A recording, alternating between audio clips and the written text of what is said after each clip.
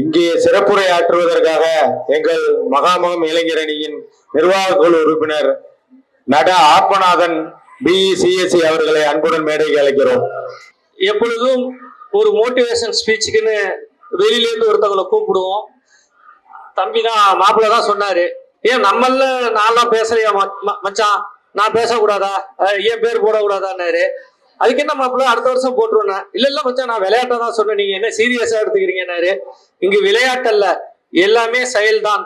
உங்களுக்கு அதற்கான வாய்ப்பு தரப்படும் என்று உறுதியளித்தோம். அதன் அடிப்படையில் இந்த ஆண்டு மோட்டிவேஷன் ஸ்பீச் பேச்சாளராக அன்பு மாப்பிள்ளை அழைக்கின்றோம். First of all, I congratulate Mr. Nila. Ms. Nila, we are so proud of you for scoring an excellent mark and showing a great fluency in English. Your hard work and confidence and dedication truly shine bright just like your name. Thank you. அதாவது அந்த அத்தாச்சி வேணுமா? சரி, பாப்பா என்ன வந்து சொன்னிச்சுன்னா, நம்ம எல்லாருமே டாக்டர் இன்ஜினியர் தான் பெரிய படிப்பு, அதை நோக்கி போகிறோம் அப்படின்ற மாதிரி தான் சொன்னிச்சு. அது மட்டும் பெரிய படிப்பு கிடையாது, நிறையா படிப்புகள் தேவையானது இருக்கு.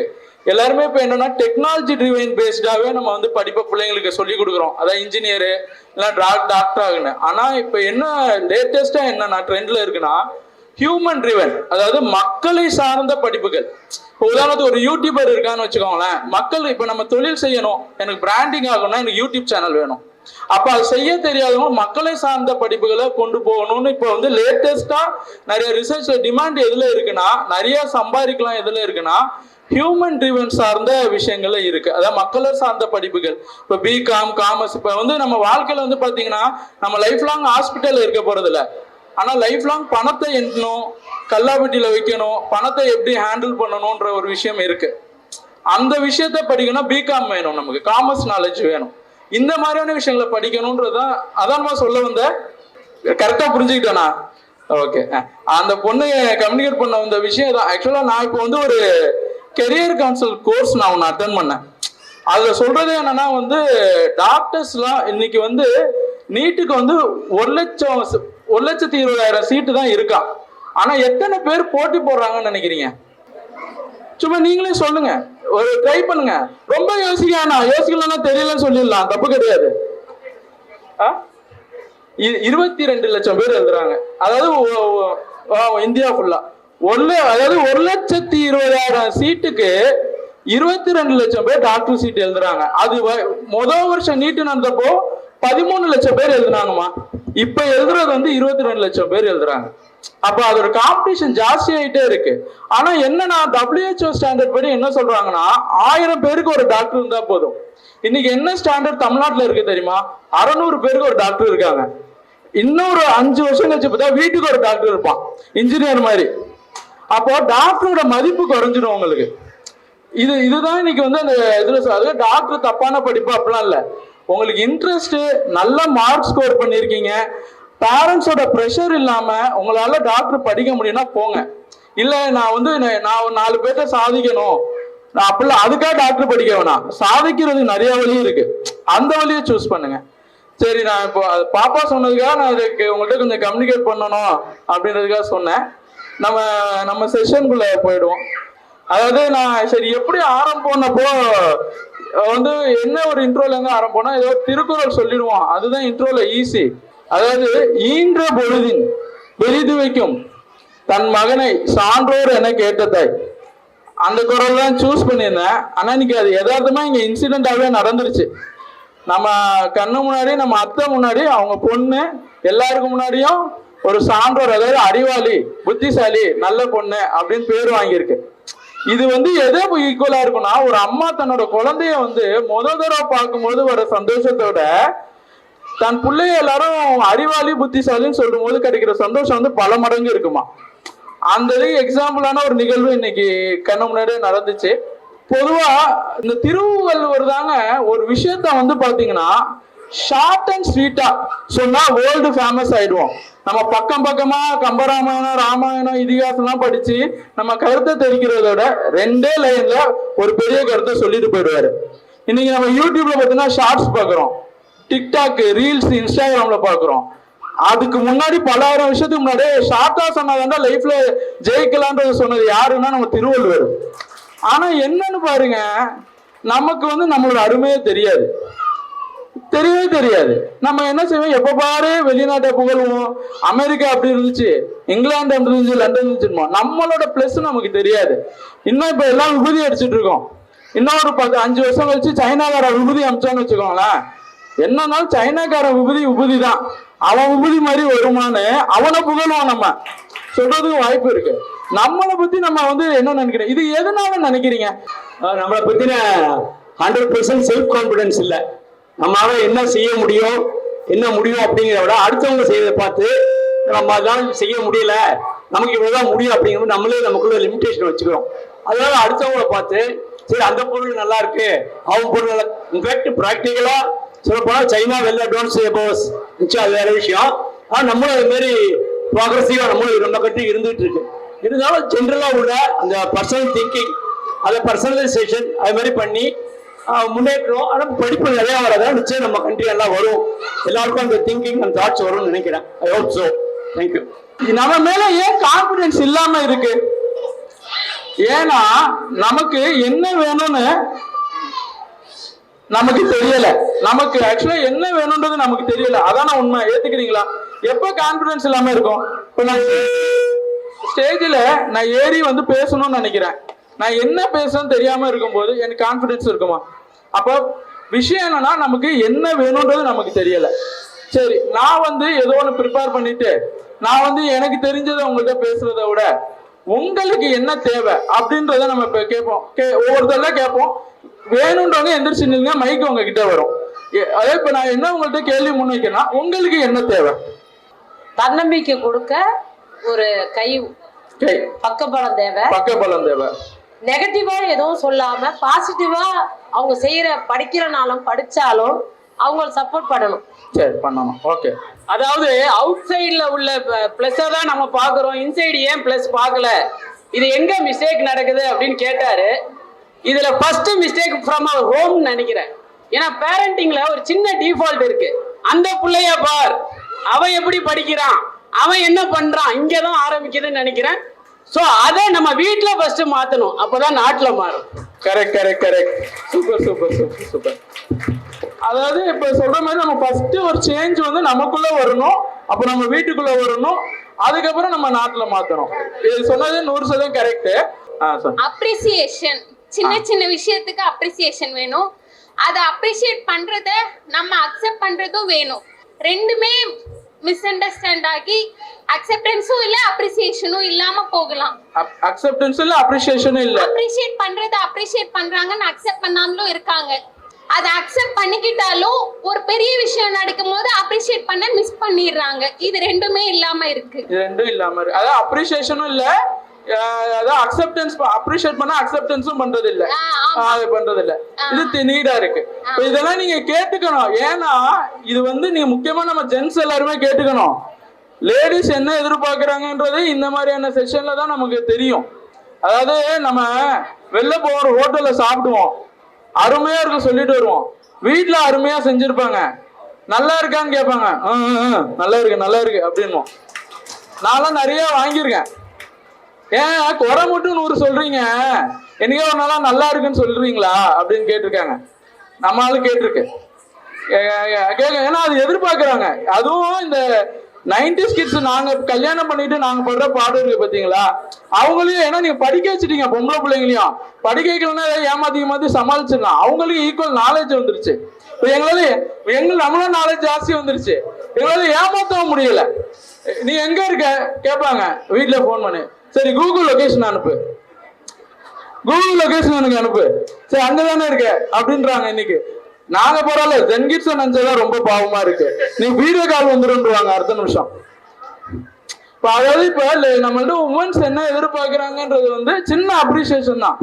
அதாவது கண்ணதாசன் சொல்லியிருக்காரு, என்ன சொல்லியிருக்காரு, ஊக்குவிக்க ஆள் இருந்தா ஊக்குவிப்பவன் கூட தேக்கு விற்பான். அதாவது என்கரேஜ் பண்றதுக்கு ஆள் இருந்துச்சுன்னா, அதாவது நம்ம ஊக்குவிக்கிறவங்க குண்டு சீக்கிறவங்க கூட தேக்கு விற்பான்றதுதான் அதோட அர்த்தம்.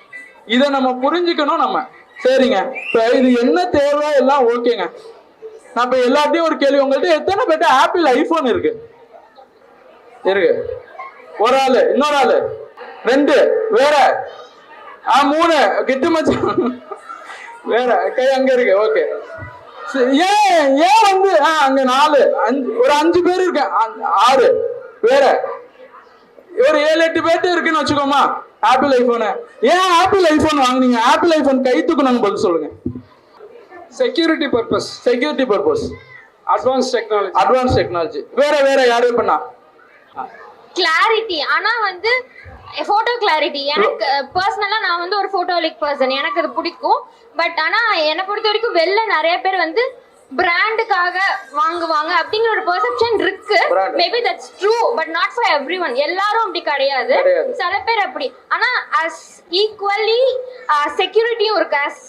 அண்ணா சொன்ன மாதிரி செக்யூரிட்டி பர்பஸ் நிறைய இருக்கு.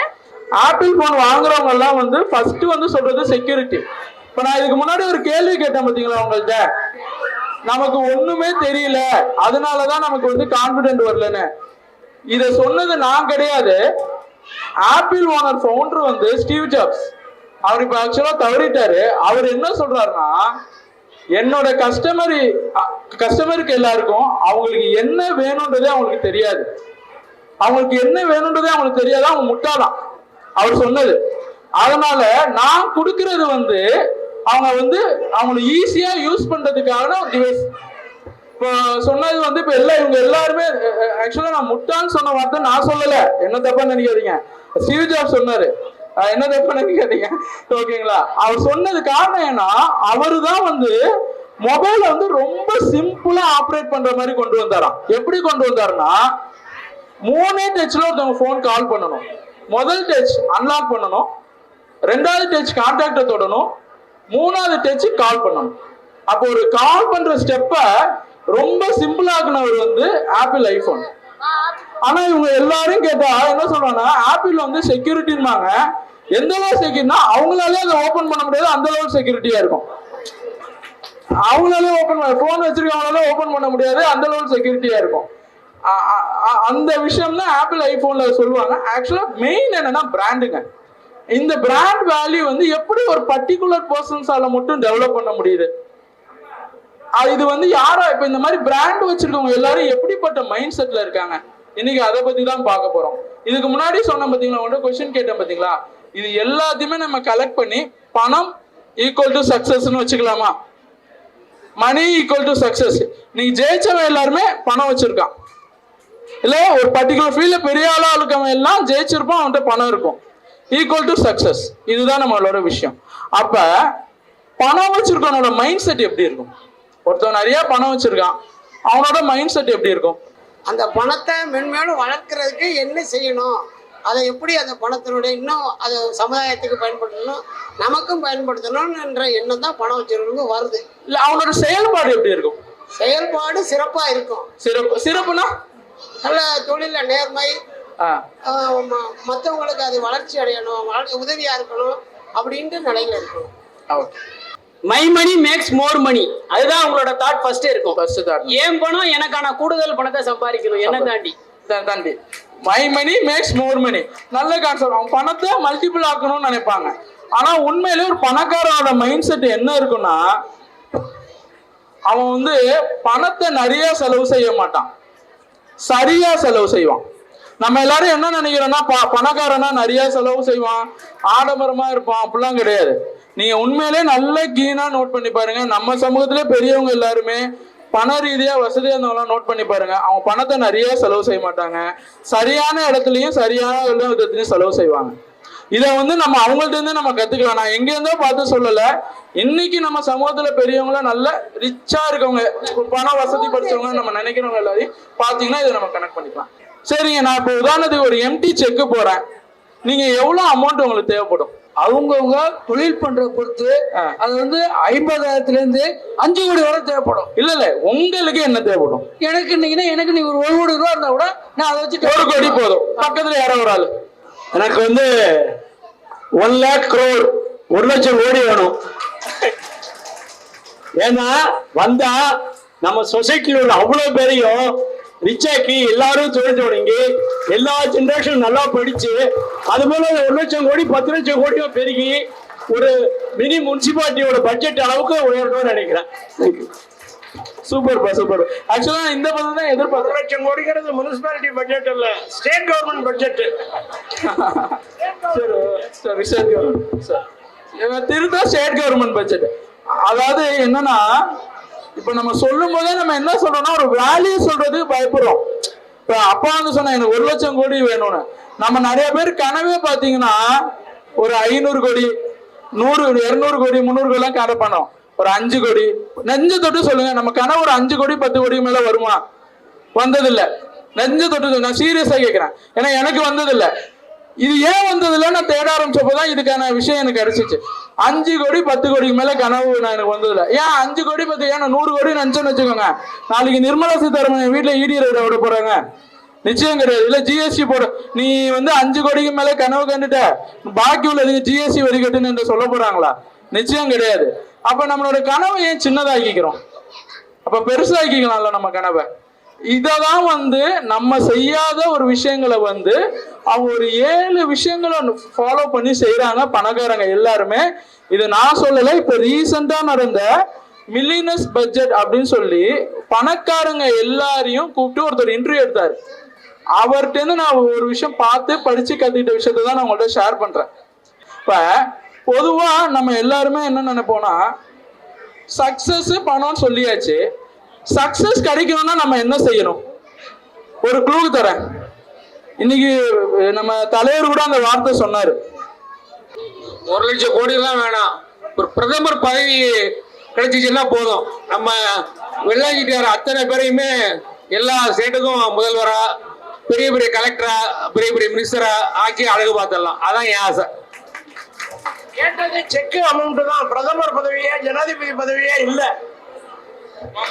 நம்ம அதுக்கும் நம்ம சமூகம் தயாரா இருந்தா அதுக்கும் நம்ம ரெடி ஆயிடலாமாமா. சமூகம் ஒத்துழைச்சுன்னா போதும். எஃபோர்ட் வேணும். எதுக்கு? சக்சஸ்க்கு எஃபோர்ட் வேணும், முயற்சி வேணும். முயற்சி எப்படிப்பட்ட முயற்சியா இருக்கணும்? அத செயல் முயற்சியை நம்ம செயல்னு வச்சுக்கோம். எப்படிப்பட்ட செயலா இருக்கணும்? ஹார்ட் ஒர்க்கோட இருக்கணும். ஓகே, ஹார்ட் ஒர்க்கு நம்ம ரொம்ப டிசிப்ளினா பண்ணணும், இதெல்லாமே எல்லாருக்கும் தெரியும். ஆனா எப்படிப்பட்ட ஹார்ட் ஒர்க்கா இருக்கணும்? ஹார்ட் ஒர்க்குன்றோம், plan the hard work. Correct, நிறைய கரெக்டா சொன்னீங்க. பிளான் த ஹார்ட் ஒர்க் எப்படிப்பட்ட ஹார்ட் ஒர்க்கா இருக்குன்னா ஐடியா பிளஸ் ஆக்ஷனா இருக்கணும். பிளான் ஹார்ட் ஒர்க் ஐடியாவும் ஆக்ஷனும் சேர்ந்துச்சுன்னா அந்த இடத்துல சக்சஸ் வந்துடும். சக்சஸ் வந்துட்டா நமக்கு ஆட்டோமேட்டிக்கா நம்மளை தேடி பணம் போகும். பொதுவாக இந்த ஸ்கூல்ல படிப்பேன். நான் காலேஜ் போகும்போது எங்க அம்மா சொன்னாங்க, டேய் உனக்கு பொண்ணு பார்த்துருக்குடா, காலேஜ்ல போய் எதுவும் சேர்த்துக்கிட்ட பண்ணிடாத, நம்ம குடும்பமானவங்க போயிடக்கூடாது, அந்த பொண்ணு தான் நீ கல்யாணம் பண்ணிக்கணும் காலேஜ் போகும்போது சொன்னாங்க. காலேஜ்ல போனா ஃப்ரெண்ட்ஸ் டீச்சர்ஸ் அட்வைஸ் பண்ணுவாங்க. என்ன அட்வைஸ் பண்ணுவாங்க? பொண்ணு பின்னாடி போகாத, உன் பொழப்பு பின்னாடி போ, பொண்ணு ஒன்னு தேடி வரும். சொல்லியிருக்காங்களா இல்லையா? பசங்களும் மெயினா அட்வைஸ் பண்ணுவாங்க. அதே மாதிரி பணக்கார எவனுமே வந்து பணத்து பின்னாடி போக மாட்டான், அவன் உழைப்பு பின்னாடி போவான், பணம் அவனை தேடி வரும். இதுதான் விஷயம். இதை வந்து நம்ம என்ன செய்வோம்? நீங்க ஒரு பொருள் விற்கிறோமா, இல்ல 10 ரூபா 20 ரூபா இருக்கா பார்ப்போம். வருஷம் அமேசான் வந்து பாத்தீங்கன்னா பல லட்சம் ரூபாய் வந்து லாஸ் பண்ணிட்டு இருக்கான். ஆனா நான் இந்த வருஷம் யார்கிட்டயா போய் பணம் கேட்டேன்னு வச்சுக்கோ, தம்பி லாபமா கூட இருக்கும், தம்பியை நம்பி கொடுக்கலாமா, தம்பி வந்து ஒழுங்கா திருப்பி தருமா? அவன் என்ன செய்யறான்? லாஸ எல்லாருக்கு முன்னாடியும் காட்டுறான். ஆனா அவனுக்கு பல லட்சம் கோடி பணம் போகுது. ஆனா நம்ம கேட்கும்போது யோசிக்கிறாங்க, என்ன அப்ப அவனுக்கும் நமக்குள்ள வித்தியாசம்? அந்த விஷயத்தை தான் இப்ப பார்க்க போறோம். அதாவதுங்க, நம்ம எல்லாருமே கடுமையா உழைப்போம். இப்ப உதாரணத்துக்கு இந்த பெண்ணை எடுத்துக்கங்க. இந்த பெண்ணோட ரேட் என்ன? என்னப்பா? 10 ரூபாய். 10 ரூபாய். வேற யாரும் 10 எல்லாம் ஓகேவா? 2 ரூபா, 50 ருபீஸ். சரிங்க. இந்த பெண்ணு ஜனநாயக படத்துல விஜய் வந்து ஒரு முக்கியமான சீன், இன்டர்வல் சீன்ல கையெழுத்து போட்டு யூஸ் பண்ண பெண்ணு. இப்ப இந்த பெண்ணோட ரேட் என்ன? சரி, அப்துல் கலாம் என்ன? அதுக்கெல்லாம் மதிப்பே இல்ல. மதிப்பே இல்ல அவருடைய பேர்லாம் சரி, ஓகே. அவருடைய மதிப்பு கிடையாது. ஓகே, அதுக்கு மதிப்பு இல்லை. அப்ப ஒரே பெண்ணுதான். இதுக்கு முன்னாடி நம்ம 5 ரூபா சொன்னோம். விஜய் பெண்ணோடனே அது அவருக்கு வேணா பெரிய ஆளா இருக்கலாம், ஆனா எனக்கு பெருசா இல்ல. அடுத்தது நான் அப்துல் கலாம் பெண்ணுன்னு சொன்னோன்னே அவர் என்ன சொன்னாரு, அதுக்கு மதிப்பே இல்லைன்ட்டாரு. அப்ப பெண்ணோட வேல்யூ வந்து எப்படி மாறுது பாருங்க. அந்த மாதிரிதான் ஒரு பணக்காரன் வந்து அவனோட வேல்யூ என்னன்னு தெரிஞ்சுக்குவான். அவன் எந்த இடத்துல இருந்தா அவனுக்கான சரியான வேல்யூ கிடைக்குமோ அந்த இடத்த முதல்ல கண்டுபிடிப்பான். அந்த இடத்த கண்டுபிடிச்சு அந்த இடத்துலதான் அவனோட உழைப்ப போடுவான். இதுதான் idea plus action equal to success.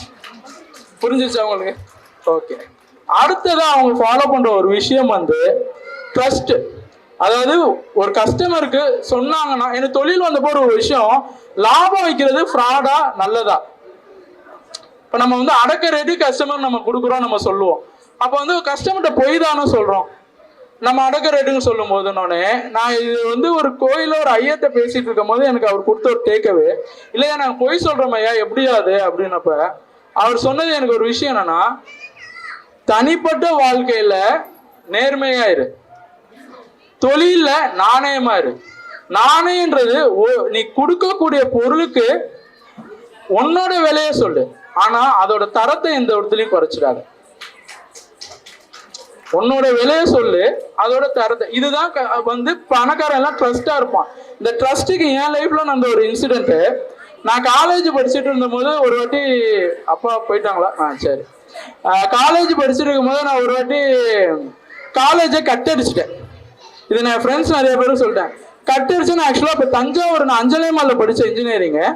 தஞ்சாவூர்ல நான் வந்து ஹாஸ்டல்ல தங்கியிருந்தேன், ராம்நாதன் ரவுண்டானா கிட்ட.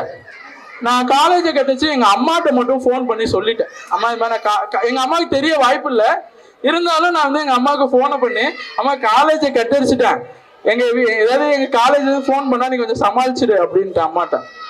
என்ன ஆச்சுன்னா மறுநாள் பாத்தீங்கன்னா எங்க கிளாஸ்ல 40 பேர் கட்டடிச்சிட்டா என்ன மாதிரியே. இது என்ன ஆச்சுன்னா ஹெச்ஓடி வரி போய் எங்கேயோ போயிடுச்சு. போய் எங்க ஹெச்ஓடி எல்லாரையும் கூப்பிடுறாரு.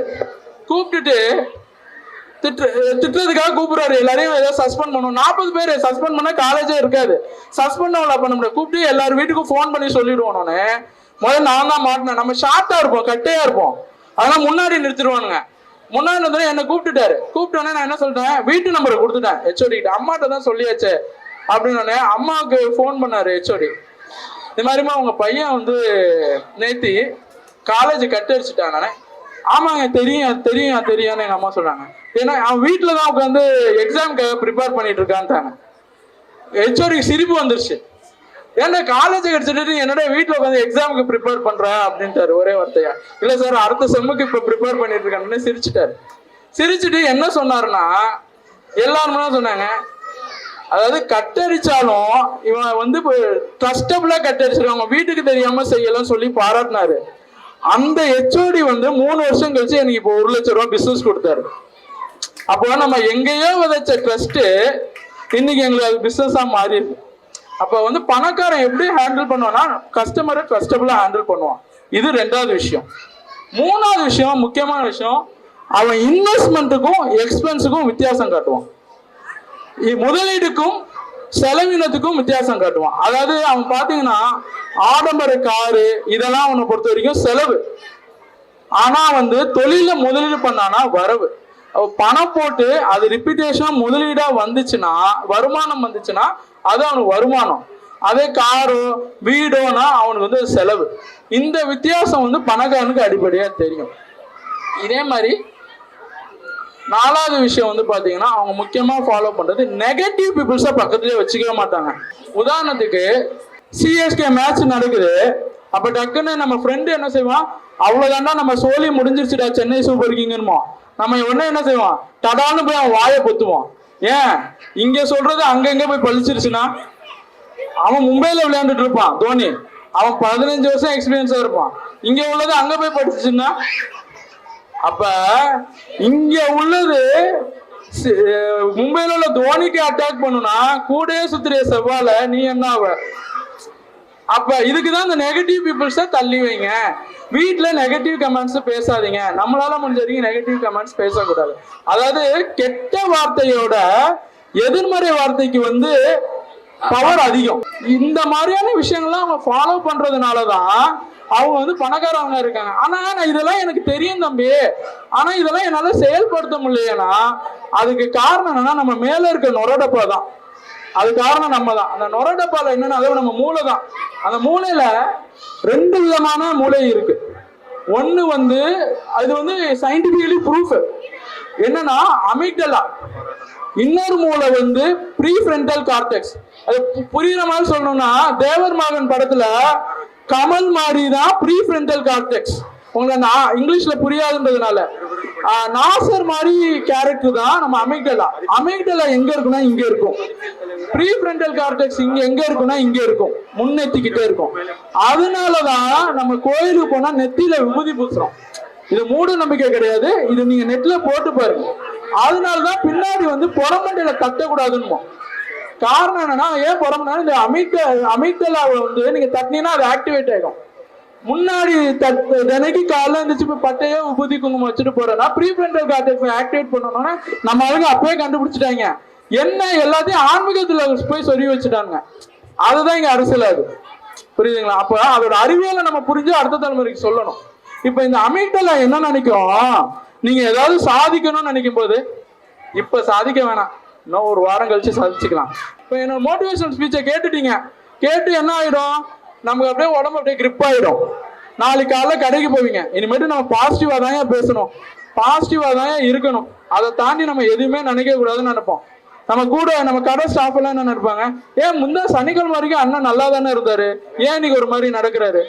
ஒன்னும் இல்லை, நேற்று மகாமகலையர் நீ போயிட்டு வந்தாரு, அதுல இருந்தா அவர் சரியில்லை, ஒரு 3 நாள்ல சரியாயிடுவார் அவரு. சொல்லுவாங்களா மாட்டாங்களா? சொல்லுவாங்க. ஆமாண்ணா இப்படி இல்லைன்னா இல்லை. அப்ப இதுக்கான காரணம் என்னன்னா அந்த 3 நாள் இந்த மோட்டிவேஷன் என்ன ஆயிடும்னா உங்க ப்ரீஃப்ரண்டல் கார்டெக்ஸை தூண்டி விட்டுரும், உங்களோட கமலை தூண்டிடுவாங்க, மூளைக்குள்ள கமலை தூண்டி விட்டுருவாங்க. ஆனா இது பின்னாடி இருக்க நாசர் இருக்கான் பாத்தீங்களா, அவன் அப்பப்ப வேலை பார்த்துட்டே இருப்பான், உள்ளத்தனை குறைச்சல் கொடுத்துட்டே இருப்பான். அதை எப்படி கண்ட்ரோல் பண்ணணும்னு நிறைய எக்ஸசைஸ் இருக்கு. பட் நேரம் கருதி அதை அடுத்த ஆப்பர்ச்சுனிட்டில இருந்தா அதை அவசியம் சொல்றேன். இல்ல நம்மளோட யூடியூப் சேனல் வாட் நெக்ஸ்ட் நானான்னு இருக்கு, நம்ம அதுல இந்த மாதிரியான விஷயங்கள்லாம் போட்டுட்டு இருக்கோம். அதுல முடிஞ்சா அப்லோட் பண்றேன். மறக்காம அந்த சேனலை சப்ஸ்கிரைப் பண்ணி அதுல பாருங்க. Thank you to all.